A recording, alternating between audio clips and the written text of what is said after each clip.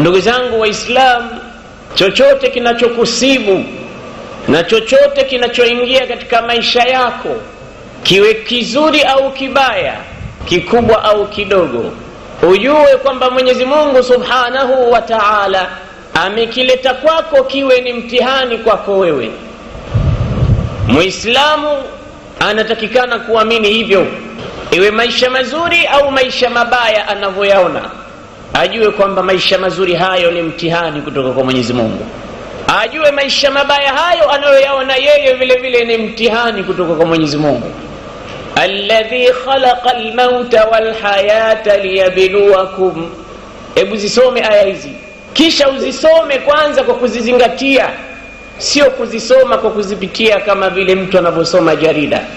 Iqra'il Qur'an thumma tadabbaril Qur'an wasma'il Qur'an biadhanil qulubi qabla adhanil jawarih. Unapoisoma Qur'an na kuizingatia Qur'an na kuifahamu hiyo Qur'ani kwa masikio ya moyo kabla ya masikio ya kawaida, hapo utafahamu Mwenyezi Mungu anakusudia nini. Amma wa idha qara'ta al-Qur'an wa qalbuka 'anil Qur'ani ghafila famathaluka kabasiti kaffayhi ila al-ma'i liyablugha fahu wa ma huwa bibalighi.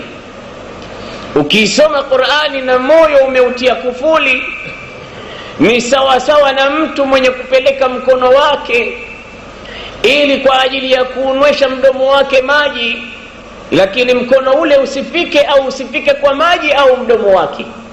Iqra'il Qur'an. Anasema nini Mwenyezi Mungu Subhanahu wa Ta'ala katika suratul Mulk? Alladhi khalaqa al-mauta wal-hayata liyabluwakum ayyukum ahsanu amala wa huwa al-azizul ghafur. Mola wenu ni yule ambaye kwamba khalaqa al-mauta, ameumba kifo. Al-mautu makhluq, kifo vile vile kimeumbwa. Wasayuta bil mauti yawm al-qiyamah, siku ya mwisho mauti yataletwa. Ala nahwi kabshin, utadhania mauti yale ni kama mfano wa kondoo aloletwa baina aljannati wa baina an-nar. Yatasimamishwa mauti baina ya moto na pepo.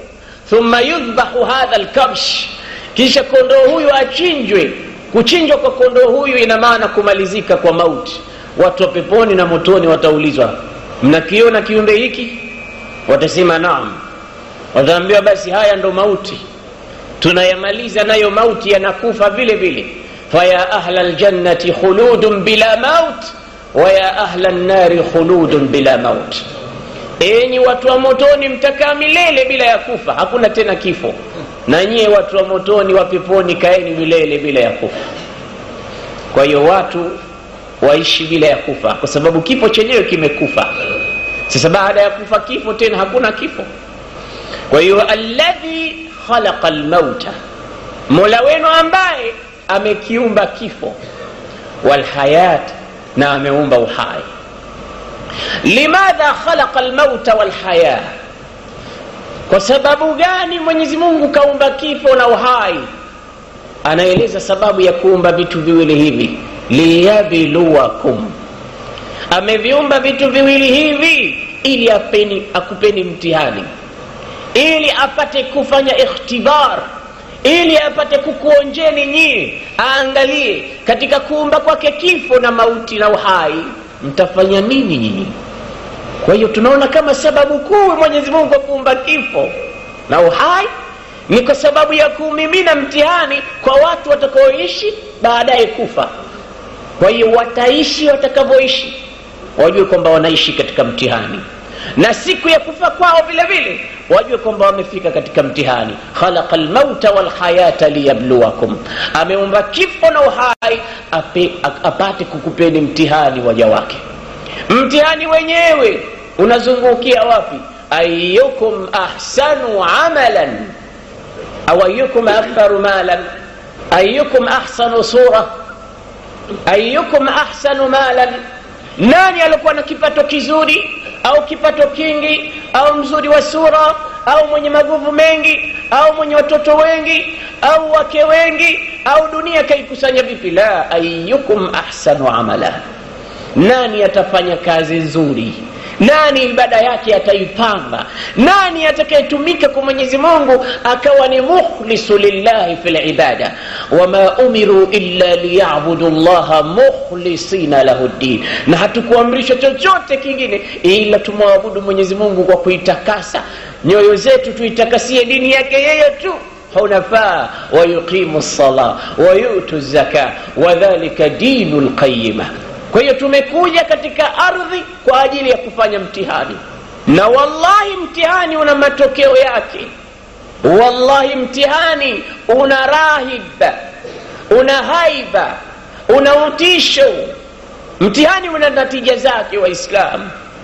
Mfano mdogo ni kule skuli au madrasa, mtoto akapewa mwezi mmoja, akaambiwa fanya revision katika masomo yako, mbele yako kuna mtihani. Mwanafunzi yule akaamua la kuamua kama atafanya au hatofanya, lakini siku ya pepa itakapogawanywa mbele yake, utaona jasho linamtoka, karatasi imeroa, utafikiria imemwagiwa maji ya mvua, kwa sababu ya haibatul imtihan. Wa inda al-imtihani yukramu al-mar'u au yuhan, na wakati wa mtihani mtu upanda au ushuka daraja. Leo wale walokuwa wakilala usiku hawataki kufanya revision, wanakikuta cha kukikuta.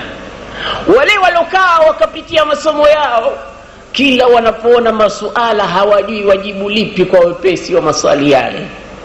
Anapotoka katika mtihani anakuambia mwalimu, congratulations, mtihani wako ulikuwa safi sana.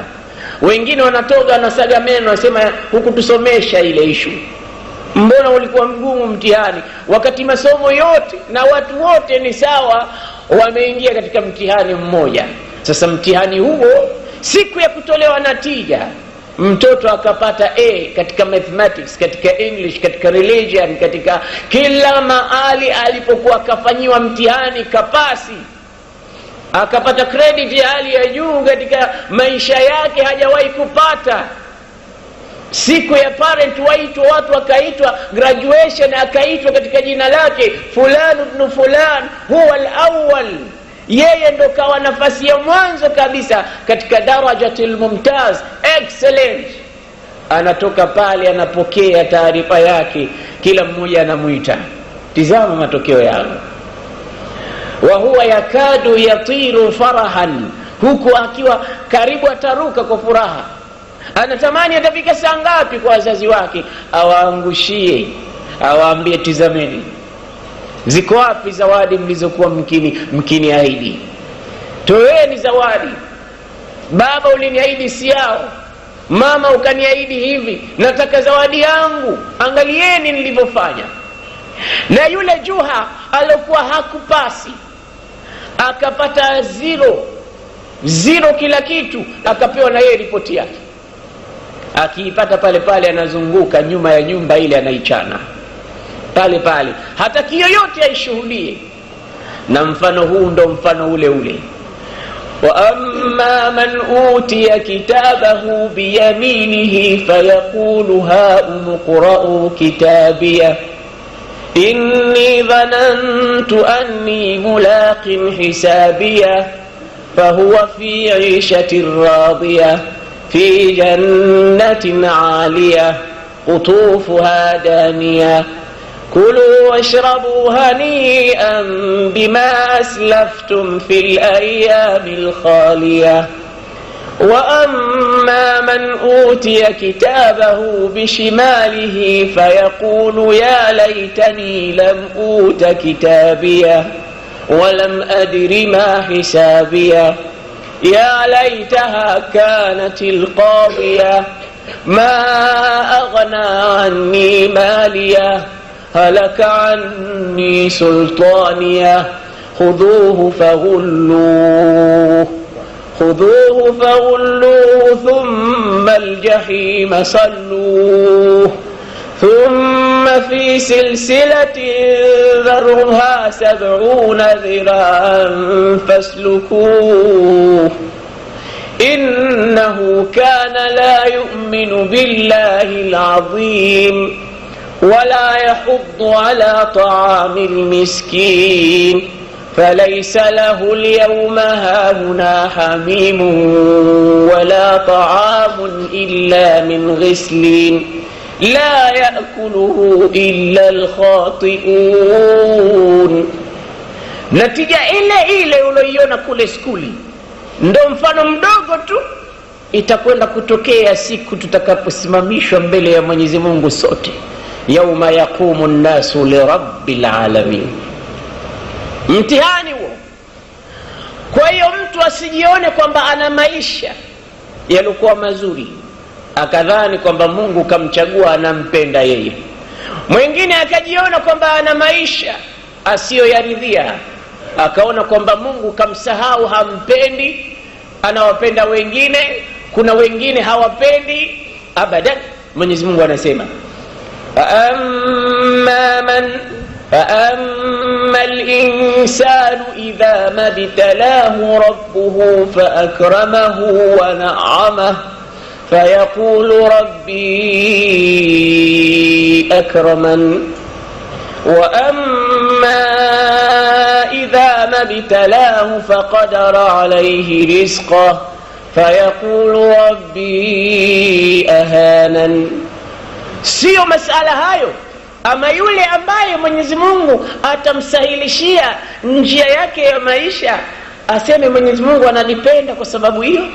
Mwenyezi Mungu anauliza فأما من أوتي فأما الإنسان إذا ما ابتلاه ربه فأكرمه. Angalia ile ikramu ya kupewa na ile inaamu ya kuneemeshwa. Mungu pia kaitaja kwamba idha mabtalahu, atakapompa mtihani. Sisi tunaona mtihani ni ugonjwa, mtihani ni ufukara, mtihani ni umaskini, mtihani ni madeni, mtihani la mtihani ni kila kitu unachokiona katika ulimwengu, kiwe kibaya au kizuri. Ndio maana Mwenyezi Mungu alipotaka kusema kwa yule mja wake alomneemesha, akasema wa ammal insanu idha mabtalahu rabbuhu fa akramahu wa na'amahu fayaqulu rabbi akramani. Ama binadamu anaponeemeshwa na kukirimiwa na kusahilishiwa maisha yake ndo aseme Mungu ananipenda kwa kuwa tajiri kama mimi hamna. Ina maana Mungu kawaona hawa wote hawana maana, mali zote kanimiminia mimi, hawa walokosa hawapendwi, ndo aseme hivyo. Fama idha mabtalahu faqadara alayhi rizqahu. Na yule ambaye Mwenyezi Mungu amempa mtihani vile vile kama alivyompa mtihani yule, faqadara, akamkadiria, kukawa kidogo kuna upungufu anaouona yeye katika riziki yake, na huyu naye fayaqulu rabbi ahanani, aseme Mungu ameniteza, Mungu amenidharau, Mungu ameniona kwamba mimi sifai, Mungu ameniona kwamba mimi hayumo katika listi ya ninaowapenda, ndo kanifanya hivi, asinipe kitu, muogo pia sipati waftari, Mungu ndo ananiona mie. Mwenyezi Mungu anasema kalla laysat almas'alatu hakadha, laysat almas'alatu hakadha, laysa almalu dalil alikram وليس الفقر دليل الإهانة.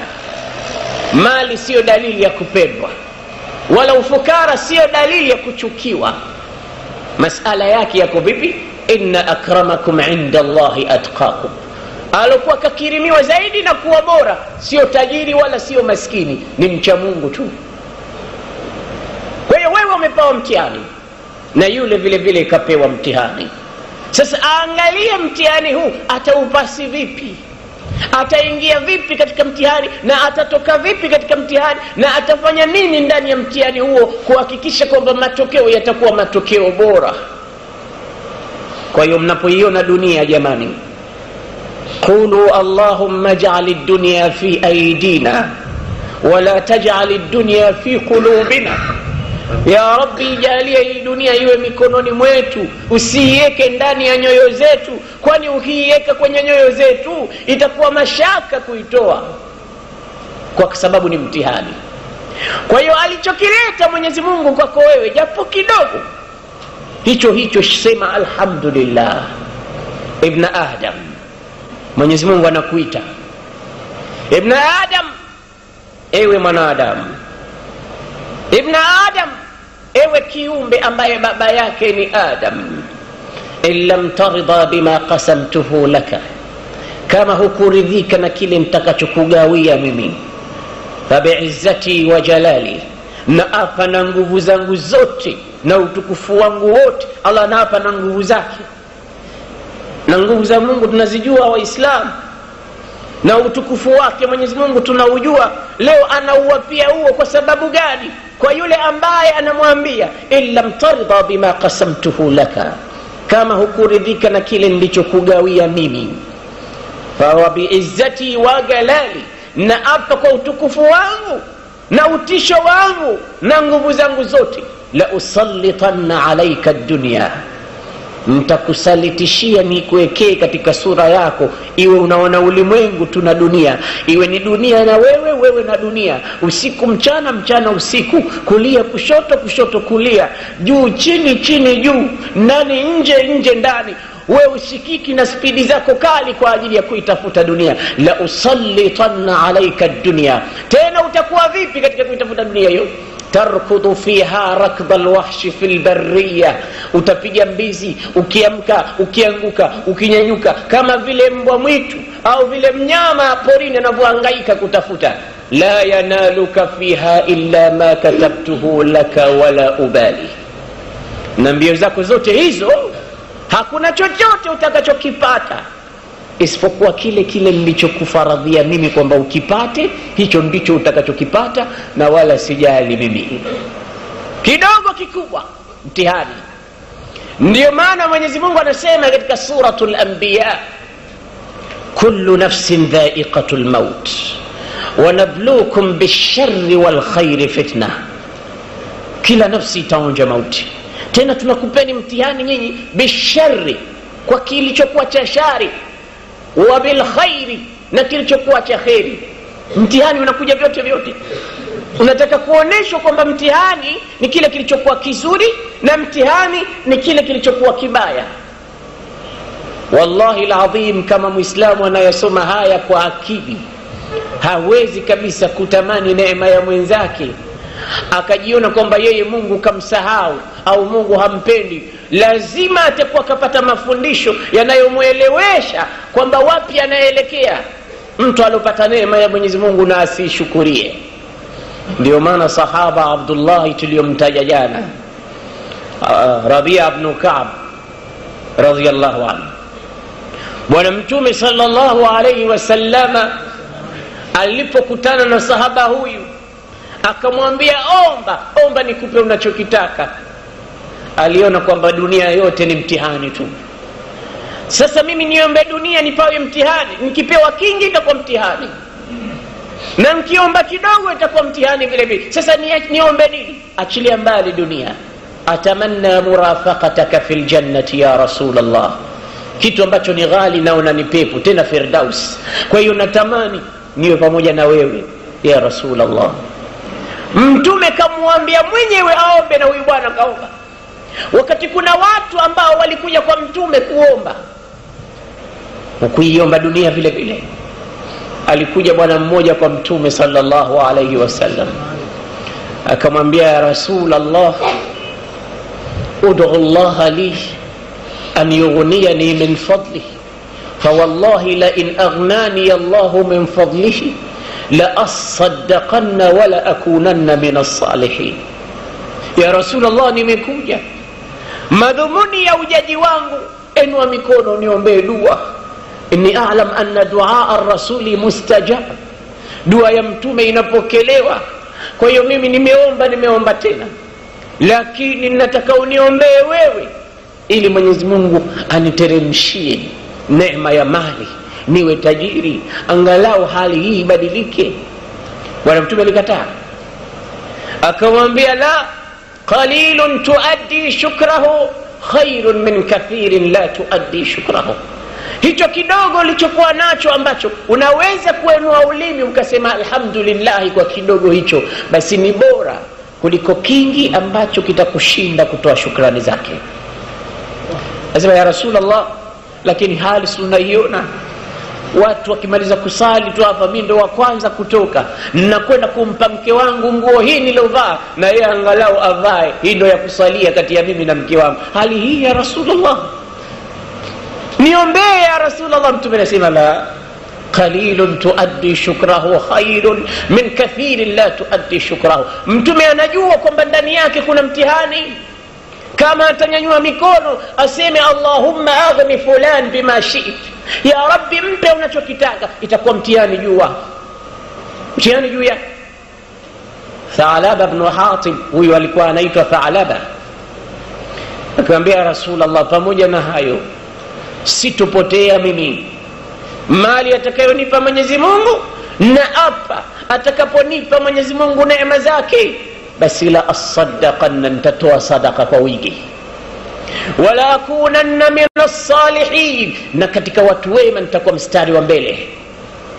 Ya Rasulullah, usiwe na wasiwasi kwamba mimi mali itanipoteza au dunia itaniteka au nitahasirika mimi kwa sababu ya neema ya Mungu. Abadan, hilo lisikutie wasiwasi.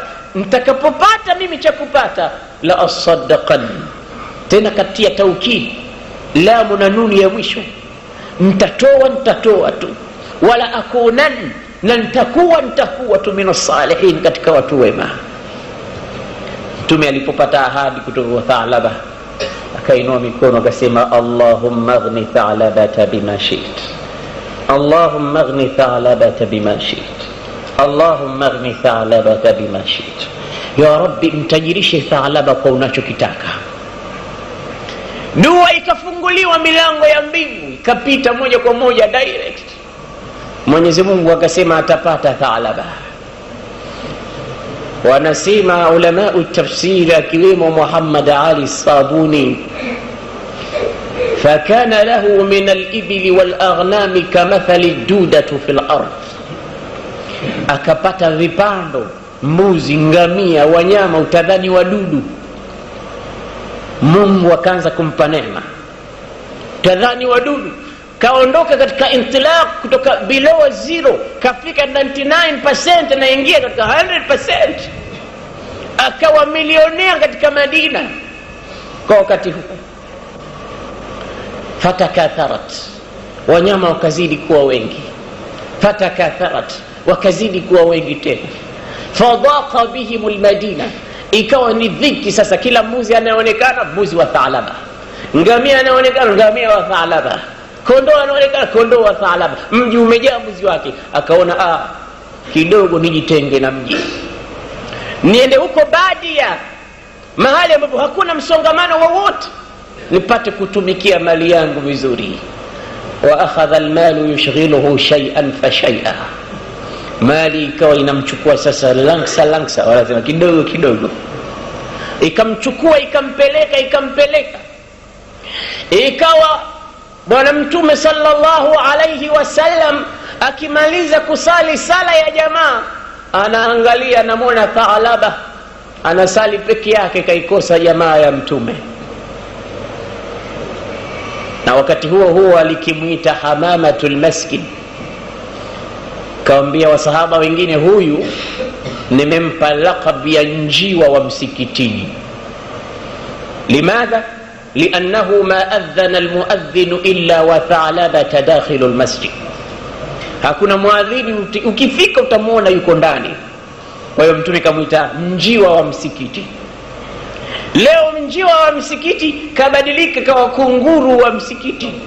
Kaondoka, mali imemchukua, jamaa ya Mtume kaikosa, na watu walikisaga meno wakikosa jamaa ya Bwana Mtume sallallahu alaihi wasallam.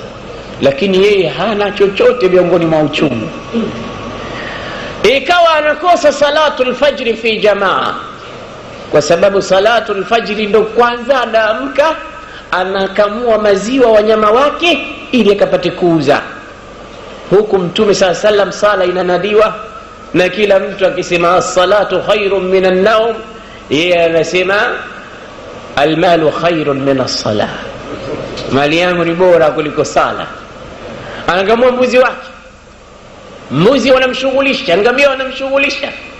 Salatul fajri kaikosa tamaman, salatu dhuhri nayo kaipiga chavu tamaman, salatul asri vile vile, salatul maghrib, salatul atama. Fakana la yahdhuru as-salata illa jum'a hatta jum'a, ikawa hasali Thalaba mpaka siku ya Ijumaa. Tena akija katika ile msikiti, vile viguzo vya msikiti anajificha mtume asimuone. Ila hadha alhaddi yaf'alu almal. Ina maana mali inafanya hivi, ndugu zangu Waislamu, inamsahaulisha mtu na kipenzi chake. Sahaba wa mtume anabadilika ghafla kwa sababu ya dirham na dinar. Dirham na dinar. Inna ilahakum tahta qadamayya mawdu, Mungu wenu yuko chini ya miguu yangu. Wengine waliwanadia, kumbe pesa ziko chini ya miguu yao. Waislamu Thalaba ikawa anakuja Ijumaa mpaka Ijumaa kusali nyuma ya mtume, na hiyo sala ya Ijumaa vile vile akaikosa. Ikawa haji tena katika kuhudhuria jalsa na bwana mtume sallallahu alaihi wasallam. Nyumbani huko kila kitu chake anafanya huko. Baada ya muda mchache mtume akauliza, aina hamamatul masjid, yuko wapi njiwa wa msikiti, yuko wapi? Sahaba wakamwambia mtume bilisani alhal, kwa ulimi wa hali tu, laqad tara hamamatul masjid ya Rasulullah, njiwa msikiti kisharuka. Bwana mtume sallallahu alaihi wasallam akateremshiwa aya za Qur'an zinasema, khudh min amwalihim sadaqatan tutahhiruhum wa tuzakkihim biha wa salli alaihim inna salataka sakanun lahum wallahu samiun alim. Thalaba ibn Hatib alikuwa mmoja katika matajiri, kwa hiyo aya za zaka ikabidi zimuinclude awe ndani. Bwana mtume alipoteremshiwa aya ya kukusanya zaka akawatuma sahaba zake kwamba nendeni muambieni Thalaba atoe haqu maalum lisaili wal mahrum. Mtume akatuma wajumbe wake. Wajumbe walipofika wakamwambia Thalaba, sabu katika mali yako yote, baadaye tumekupa mikiasi fulani katika kila ngamia fulani, utatoa fulani sadaqa. Akauliza, nani alokutumeni? Kamwambia Rasulullah. Akasema, idhhabu wa qulu li sahibikum, rudini nendeni mkamwambie sahibu yenu huyo alokutumeni. Yule mmoja wao akamkata kauli, akamwambia, madha taqul? Taqulu li sahibikum, mkamwambie sahibu yenu, afala tarahu laka sahiba, ina maana wewe si sahibi yako? Umethubutu kusema hivi wewe? Hajamaliza maneno lile neno tu la sahibikum, umethubutu kusema hivi wewe? Thalaba anambia, qulu li sahibikum annahu laysa ala almu'mini walmuslimi jizyatun, muislamu hafai kutoa jizya. Mimi muislamu eti, wala ara zakata illa ukhtun liljizya, na hii zaka si ni dada tu wa jizya, sawa sawa na jizya, kodi kutoa. Mimi muislamu sitoi kodi bwana, mwambieni hakuna zaka kwangu. Wakaondoka wakienda wakampa habari. Hivi ndivyo walivyotujibu hamamatul masjid ya Rasulullah. Bwana mtume akasema, ya wailu Thalaba, ole wake Thalaba, ya wailu Thalaba, ole wake Thalaba, ya waila Thalaba, ole wake Thalaba. Jibril akamshukia mtume sallallahu alaihi wasallam, ومنهم من عاهد الله لئن آتانا الله من فضله لنصدقن ولنكونن من الصالحين. Na miongoni mwa hao wanafiki wapo walomwaahidi Mwenyezi Mungu, wakasema, لئن آتانا الله لئن آتانا من فضله, kama atatupa Mwenyezi Mungu katika fadla zake, mali zake, akatumiminia neema, lanasaddaqanna wa lanakunanna minas salihin. Falamma atahum min fadlihi bakhilu bih, Mwenyezi Mungu alipowapa watu hao fadla zake akawagawia kidogo mbuzi na ngamia na hivi na hivi, bakhilu bih, wakazifanyia ubakhili. Watawallau, na wakapa mgongo mafundisho ya mtume, wa hum mu'ridun, hali wanakuwa na kibri kabisa. Nini natija yao? faaqabahum nifaqan fi qulubihim ila yawmi yalqawna, Mwenyezi Mungu akapiga muhuri wa unafiki katika nyoyo zao mpaka siku watakapokutana na Mwenyezi Mungu. Aqabahum nifaqan, kawafuatizia unafiki. Aqabahum fi qulubihim, katika nyoyo zao, nifaqan, unafiki mkubwa, mpaka siku watakapokutana na Mola wao awalipe yale matendo yao. Hawajui, Mwenyezi Mungu anauliza, hawajui hao anna Allaha ya'lamu sirrahum wa najwahum, kwamba Mwenyezi Mungu anazijua siri zao na minongono yao na dhahiri yao, kila kitu Mwenyezi Mungu anajua. Huwa allamul ghuyub, ambaye Mwenyezi Mungu mwenyewe ni alimul ghaib, kwa hiyo anajua mambo yanavyoendelea kwa waja. Kwa hiyo hali yao ni hiyo. Aqabahum, Mwenyezi Mungu amepiga mihuri na amewafatilisha nifaq katika nyoyo zao mpaka siku itakapokutana na Mwenyezi Mungu. Ikasomwa aya hii, Thalaba akaisikia, laqad anzala Allahu ala rasulihi alquran, anaambiwa mtume kaiteremshiwa Qur'ani, yuatibuka Allahu fima fa'alt wa yuhaddiduka wa yuwa'iduka, Mwenyezi Mungu kakuahidi ubaya katika Qur'an. Idhhab ila rasulillah, nenda kwa mtume, liyastaghfira laka Allah, au kuombee msamaha. Aliposikia aya zile akakusanya vile vibuzi vyake vilivyokonda na ngamia wake walikuwa madhaifu, akakusanya akamwambia mtume, hadhihi zakawati, zaka zangu hizi ya Rasulullah. Bwana mtume akamwambia, inna Allaha mana'ani an aqbala minka shay'a, Mwenyezi Mungu amesema nisichukue chochote kutoka kwako. Si wewe unaona ukitoa zitapungua? Basi hatutaki kukupunguzia kitu.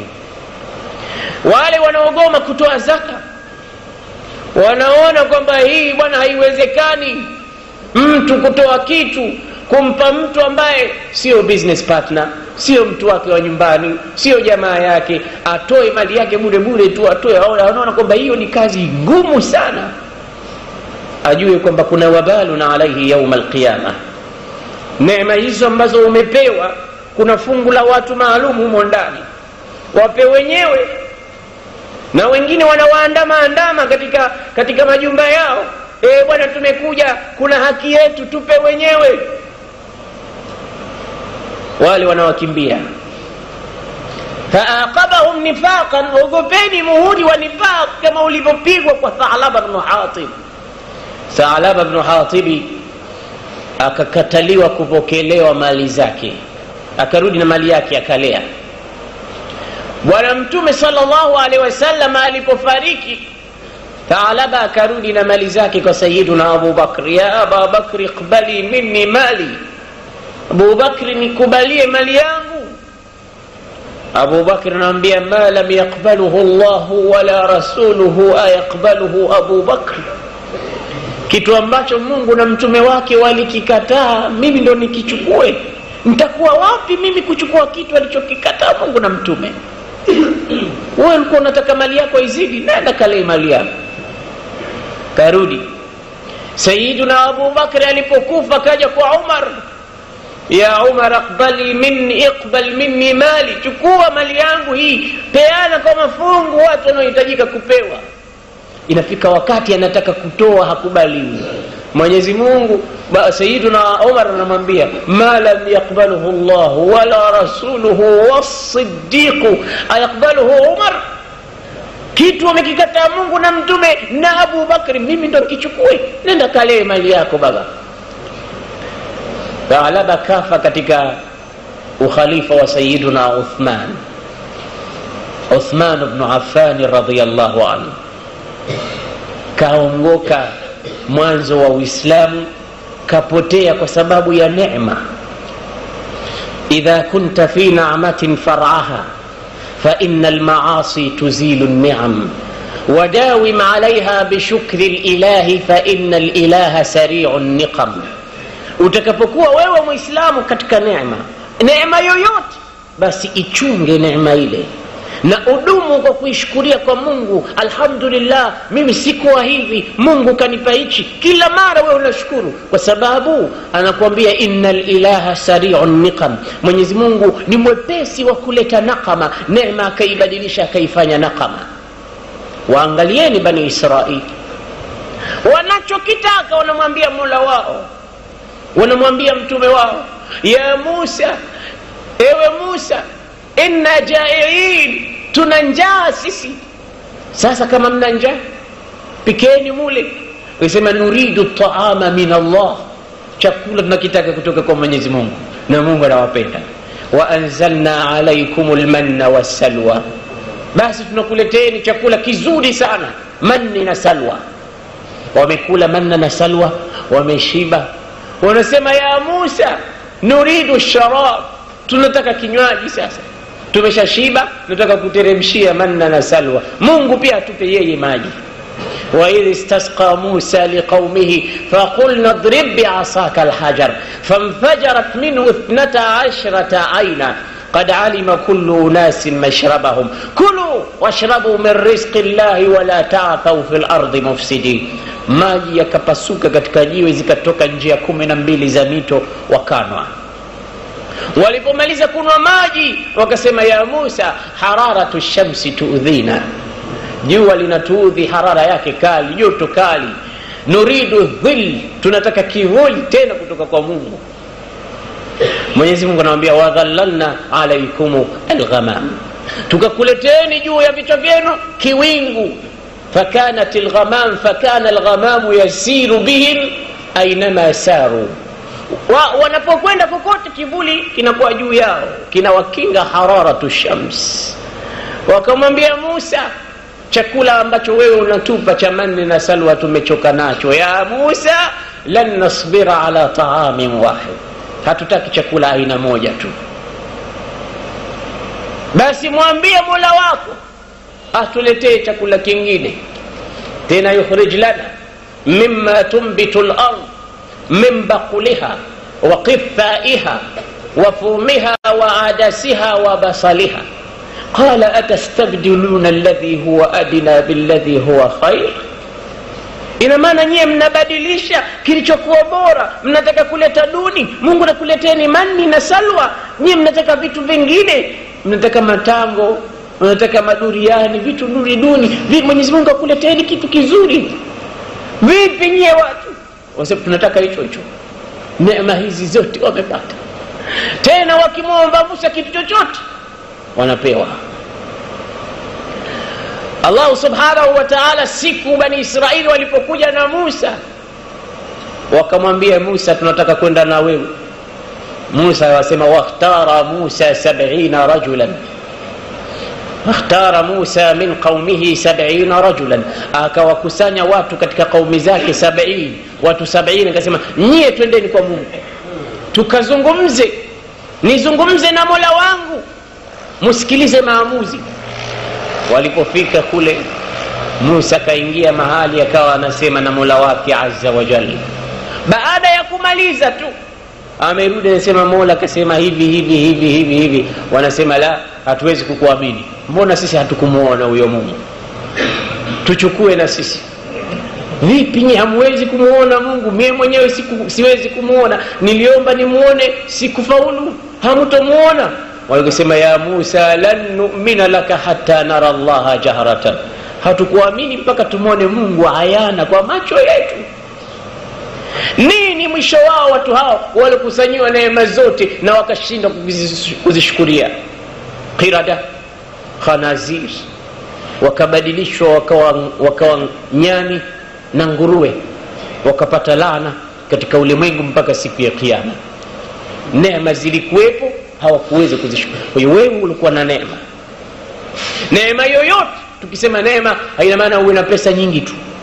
Ukiwa na afya njema, afya hiyo inatakikana uishukurie kila leo. Sio kwamba wewe ni rijali mzuri, shabu mzuri, ndio sema mimi nina nguvu nyingi bwana, mke mmoja hanitoshi na sitaki kuoa, kwa hiyo nitahakikisha hawa wa mtaani wote na wafagia. wewe utakuwa mas'uli mbele ya Mwenyezi Mungu Subhanahu wa Ta'ala. Zikukuhuri afya yako kama nzuri, mchukulie Mwenyezi Mungu. Kama unataka mke, oa, sio nazini na wake wa watu tu. Kama mmoja hakutoshi, ongeza mwingine. Allah anasema tankihu ma taba lakum minan nisa'i mathna. Kama hao wawili hawakutoshi, oa watatu. Wa thulatha, Mwenyezi Mungu anasema, na watatu. Kama hao watatu hawakutoshi, wa rubaa, kuna wanne. Siwe mbabe sana. Haya wanne hao. Sasa kama wanne nao hawakutoshi vile vile, labda utengezewe mke wa maboksi au wa chuma. Kwa sababu Mwenyezi Mungu amejua yeye ndio mwenye kuumba, anajua maximum ya binadamu. Kwa sababu Mwenyezi Mungu ndio khaliqul insan, anajua binadamu atakwenda atakapokwenda. Lakini tena zaidi ya wake wanne hapa itakuwa ni maximum yake. Tena wewe unatuambia kwamba hawakutoshi hao. Unataka na wengine wa haramu nje. Kwa hiyo la yaghurrannaka sultanuk wala taghurrannaka quwwatuk. Nguvu zako zisikupoteze bure, wala usipotezwe na neema yako ulopewa, iwe nguvu, iwe mali, iwe ilmu, iwe cheo, iwe chochote ambacho unakiona kwamba ni neema, umepewa kama mtihani. Mnataka kuangaliwa ayyukum ahsanu amala.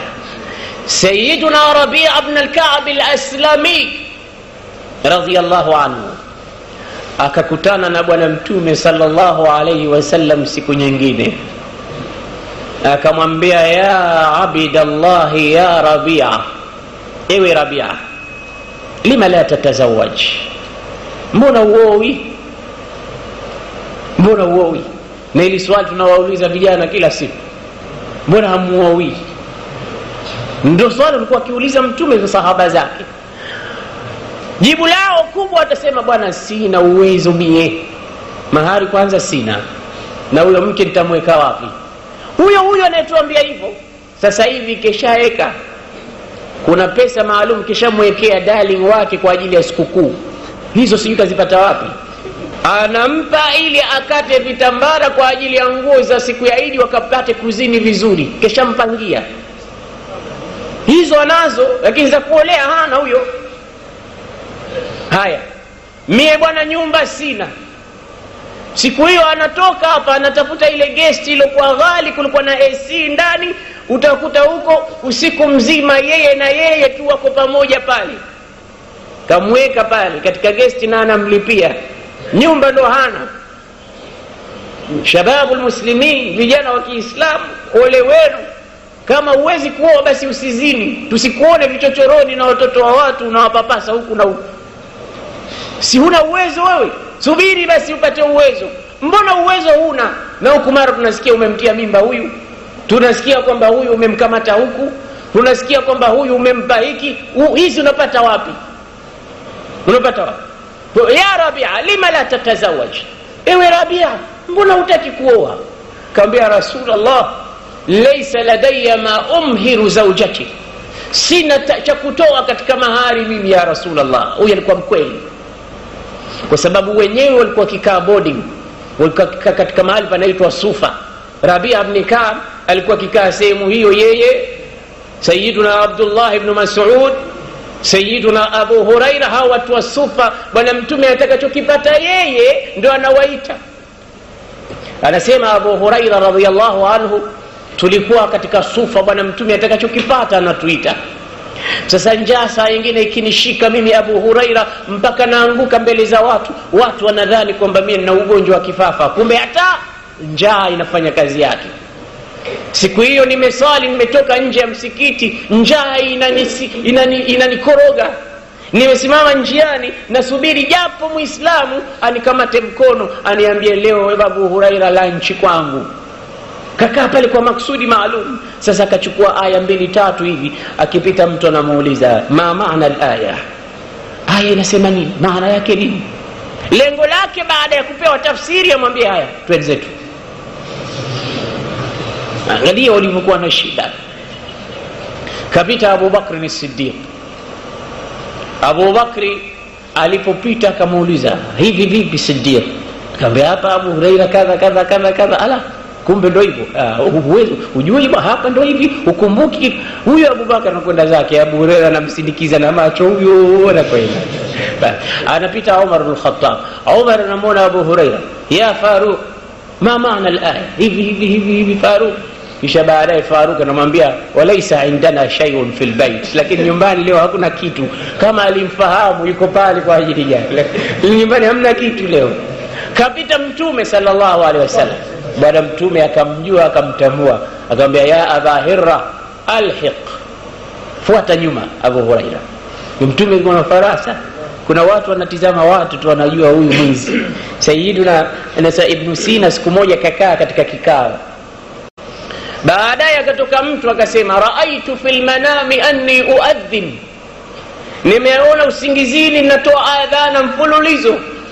Ibn Sina akamwambia anta satahujju albayta hadha al'am, maana ya ndoto yako wewe mwaka huu utakwenda hija. Mwingine pale pale akasimama, wa ana raaitu anni uadhin, na mimi nimeota ninaadhini.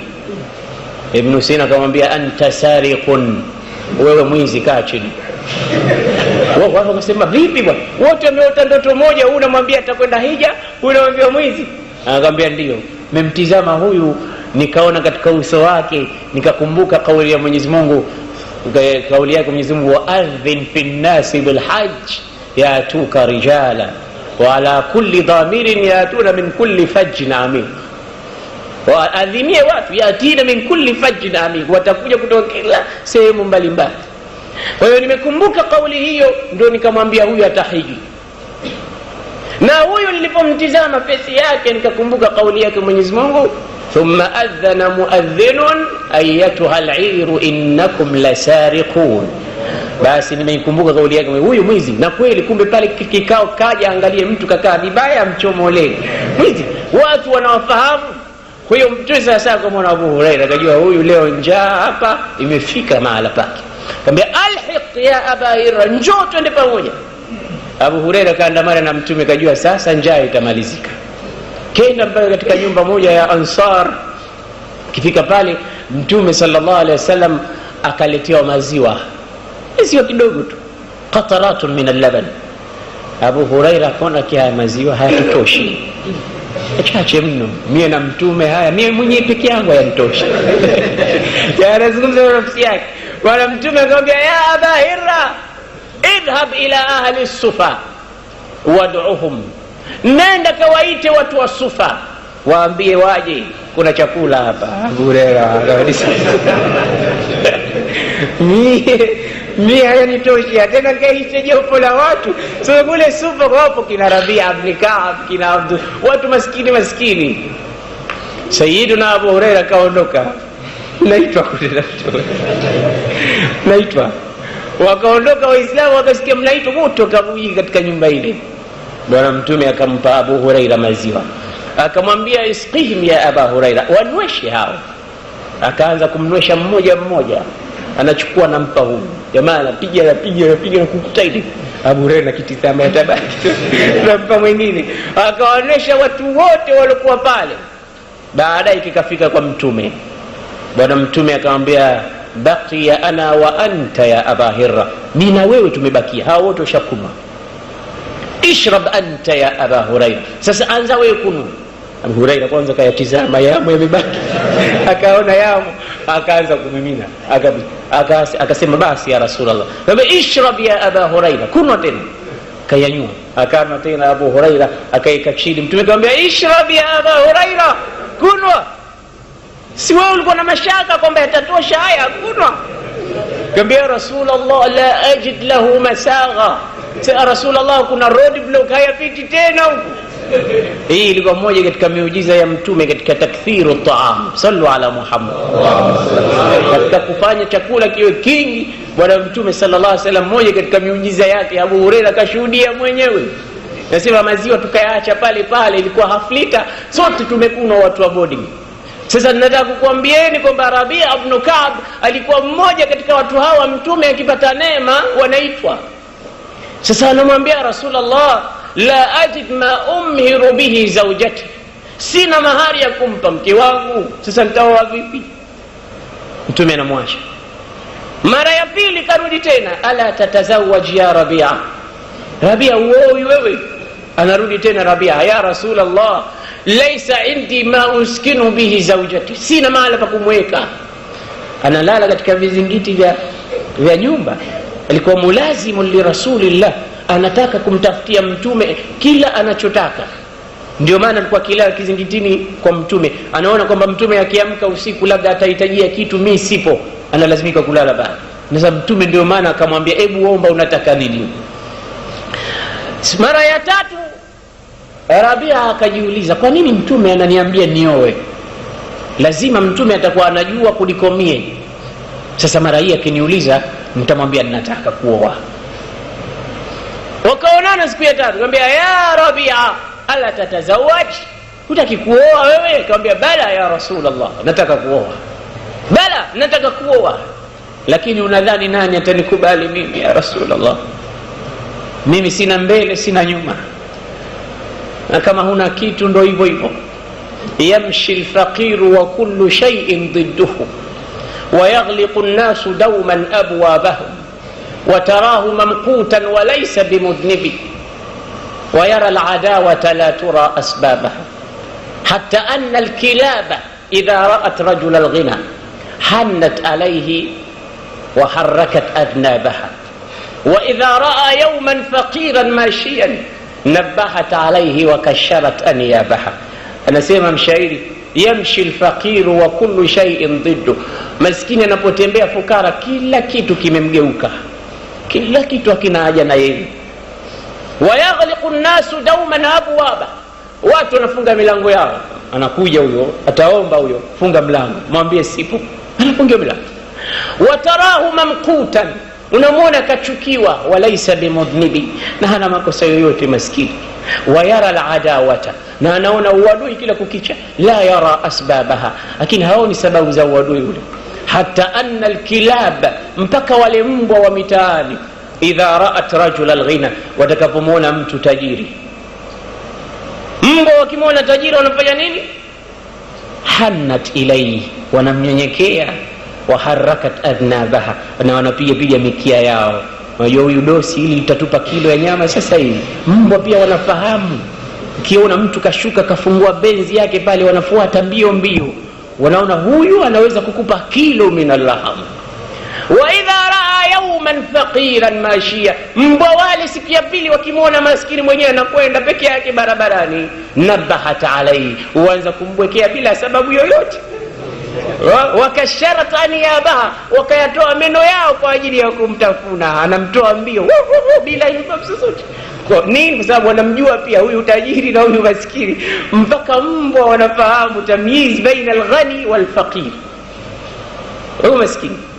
Kwa hiyo asijione kwamba mtu mdogo, ya Rasulullah, nani atakwenda kunikubali mimi? Nitakwenda kuposa mimi mwenyewe, hali yangu taabani, naye atanipa mtoto wake.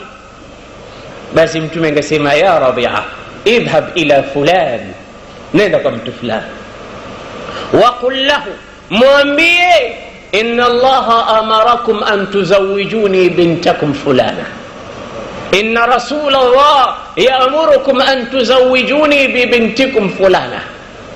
Waambie kwamba mtume kanituma, anasema mtume, niozesheni binti yenu fulani. Akaondoka Rabia mpaka katika nyumba hiyo, akafika akasema, ana rasulu rasulillah, mimi ni mjumbe wa mtume sallallahu alaihi wasallam, ya'murukum ar-rasul an tuzawijuni bi bintikum fulana. Mtume anasema mniozeshe binti yenu. Wale wakasema, marhaban bi rasuli rasulillah, karibu mjumbe wa mtume sallallahu alaihi wasallam. Inna rasula rasulillah lan yauda ila rasulillah biduni hajati, mjumbe wa mtume hawezi kurudi kwa mtume bila ya kupata haja yake alikuwa anataka. Tayari tumekubali. Akarudi kwa mtume akasema, khairun ya Rasulullah, nimekubaliwa. Bwana mtume akamwambia, sasa tayari anza process za zawaji. Akasema, aina al-mahr ya Rasulullah, mahari yako wapi? Akaambia sahaba mmoja anaitwa Buraida, ya Buraida, if'al shay'an, Buraida, angalia kitu chochote huyu aowe apate mahari. Tizama wazni ya nawati dhahaban, mfano wa tende tu, iwe kitu kidogo tu, mpe huyu apeleke mahari. Akapewa, akapeleka kwa mke wake kule. Wale walipokiona kitu kidogo tu wakasema alhamdulillah innahu tayyibun wa kathir, hiki ni kitu kikubwa na ni kizuri japo kidogo, kwa sababu ni mjumbe wa Mtume sallallahu alaihi wasallam. Pale pale akamwambia sawa. Karudi kwa Mtume, nimekubaliwa ya Rasulullah, mahari yamepokelewa. Akasema bima aulim, mtalisha nini katika karamu ya Rasulullah? Kwa sababu unasema aulim walau bisha, lisha karamu katika ndoa yako japo kwa mbuzi. Sasa sina cha kulishia, nitafanya nini? Akamuita tena Buraida. Buraida, tafuta kondoo. Buraida akatafuta kondoo, akapewa Rabi'a ibn Ka'b. Akamwambia Sayyida Aisha, ya Aisha, mpe shair, mpe ngano. Kapewa ngano na kondoo wake, kampeleka kwa wakwe zake. Wale wakwe zake wakasema wewe mshughulikie kondoo, sisi tutashughulikia ngano, tutapika. Ikafanywa harusi, Sayyiduna Rabi'a akaoa, akafunguliwa khairi, akakaa na mke wake. Waislamu tuwaozeshe vijana, tuwapendelee watoto wetu. Na vijana wengine wanagoma kuoa, akienda nyumba ile anaambiwa 500,000 mahari yake, akienda kule anaambiwa 1,000,000. Imekuwa mwanamke sila antubaa wa tushtara. Mwanamke ni kama bidhaa inauzwa ikinunuliwa, sio? Mahari ni kitu ambayo ni tunu, kitu kidogo na maelewano ya mtu na yule anayetaka kumuoa. Kama unaweza kumuona kwamba huyu anaweza kutoa 100,000, mwambie tu hiyo hiyo. Mwenyezi Mungu anasema a'dhamuhunna baraka aisaruhunna mahra, walikuwa na baraka nyingi wanawake na wale walikuwa na mahari madogo sana, mahari hafifu. Na Mtume aliozesha vipi watoto wake? Anampeleka binti yake Fatima kwa Ali, kampa wisada, mto ndani yake kuna leaf, ile mto wa leaf, madifu yale, na qirba kampa na kama galon ya kubeba maji. Kisha bwana Mtume kampa na zujaja na kichupa ndani mna uturi wa kumpanyia mumewe tajmili na hivi na hivi, na wisada na kitanda ambacho kapelekewa kwa mkewe. Hizo ndo furniture za Sayyida Nisa'il Alamin, Sayyida Fatima, furniture zake ilikuwa hizo. Leo sisi hatuwaozi binti zetu kama furniture hazijatoka Oman, hazijatoka Dubai, hazijatoka Emirates, hazijatoka wapi. Hupati mke wewe kama huna furniture hizo. Kila kitu ni kidogo kidogo Waislamu, na tuangalieni hali zimekuwa ngumu. Kwa hiyo watu yasiru zawaj, rahisisheni ndoa, lialla yaqa'u shababu wal fatayatu fi zina, watu wasiingie katika jambo hili la zina. Zina imeshamiri katika kila kona ya miji yetu kwa sababu ya mambo ya mughalatul muhur. Sayyiduna Rabi'a akafanikiwa. Thumma, kisha baada ya hapo kulitokea nini? Thumma ja'ala Rasulullah li qit'atan min al-ard, bwana Mtume akanipa kipande cha ardhi. Mimi na Sayyidina Abu Bakr tukao tumepakana, shamba lake Abu Bakr liko hapa na langu liko hapa. Sasa anasema nilipotajirika hivi sasa Mwenyezi Mungu akanipa mtihani. Anasema siku moja fakhtalaftu ma'a Abi Bakr, nikaanza kuteta na Abu Bakr, tukakhtalifiana juu ya mtende tu. Mtende, Rabia anasema huu mtende wangu bwana. Abu Bakar anambia wa billahi alaik, mtende huko kwenye shamba langu. Anasema Mungu aliponipa mali mtihani akaanza kunipa sasa mtende wangu. Abu Bakri likamtoka neno ambalo Rabia hakulipenda, akaona unaniambia mimi hivyo. Sayyiduna Abu Bakar akamwambia rudda ilayya mithla ma qultuhu lak, na wewe niambie kama nilivyokuambia, liyakuna qisasan, ipate kuwa ni kisasi. Naogopa mimi, limenitoka jambo ambalo sikufikiria kama litakuudhi, kwa hiyo niregeshe na wewe jambo kama hilo ili tuwe draw. Rabia akasema la, siwezi kukuambia wewe. Abu Bakr akasema kama basi huwezi kuniambia, ninakwenda kukusema kwa Mtume. Abu Bakr akaanza kwenda kwa Mtume sallallahu alaihi wasallam. Rabia akawa yuko nyuma yake anakimbia, anamwambia ya Abu Bakr, kabila la Rabia Aslami, Wanaokuja nyuma nao wanamwambia, vipi wewe, huyo yeye ndo kakutukana, alafu yeye ndo anakwenda kwa mtume mbele, muachie. Yule anamwambia, la irji'u, iburudini. Asije akasikia Abubakar. Akisikia Abubakar atakasirika, akisikia Abubakar atakasirika, na akikasirika atamwambia mtume, na mtume akiambiwa atakasirika, na mtume akikasirika Mwenyezi Mungu atakasirika, na Mungu na mtume na Abubakar wakikasirika, yahliku Rabia atapotea. Sasa nyinyi rudini nyuma, wala msinifuate. Anamfuata nyuma asije akaenda kumshtaki kwa mtume, mpaka Abubakar kafika kwa mtume. Kabia Rabia, ya Abubakar, ya Rasulullah, tulitalifiana mimi na Rabia, likanitoka neno. Basi Rabia akalambia kwamba limemuudhi, nikamwambia nirudishie, kakataa. Akamwambia Rasulullah, ndio siwezi mimi kumwambia Abubakar hivyo. Akamwambia basi, mtume akamwambia Rabia, la taqul lahu mithla ma qala lak. Wewe Rabia, usimrudishie Abubakar neno alokuambia, bal qul, lakini sema yaghfirullahu laka ya Abubakar, Mungu atakusamehe ewe Abubakar. Rabia akamwambia yaghfirullahu laka ya Abubakar, Mungu atakusamehe ewe Abubakar. Asema faraaitu Abubakar wa ainaihi tafidu min ad-dama. Nikamwona Abubakar analia, anamwambia Rabia, jazakallahu anni khairan, Mungu akubariki, akupe khairi nyingi sana.